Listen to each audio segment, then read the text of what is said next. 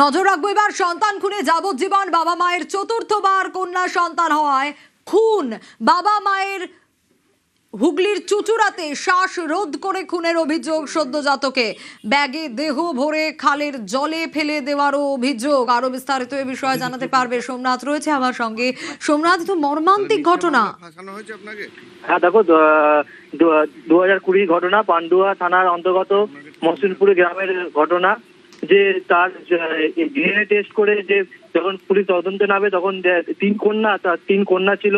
পরে এক চতুর্থ কন্যা যখন সন্তান হয় তারপরেই তাকে শ্বাসরোধ করে খুন করে এবং খুন করে লাইনের ধারে ব্যাগে করে খালের ধারে ফেলে দেয় তার বাবা মা। এবং আদালতে তাকে যাবজ্জীবন সাজা ঘোষণা করে। তাদের সাজা ঘোষণা হয় চুচুড়া আদালতে।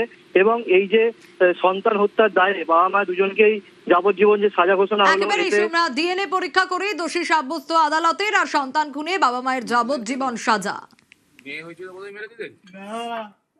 একটা বাচ্চা যে জন্মের সঙ্গে সঙ্গে পৃথিবীর আলো দেখতে পারলো না, তাকে মেরে ফেলা হলো। এর চাইতে রেয়ারেস্ট অফ রেয়ার কেস কিন্তু হতে পারে না। এবং এই কেসটায় যদি ফাঁসি হয় তাহলে সমাজের কাছে এরকম সাজা হতে পারে, সেই বার্তাটা যাবে।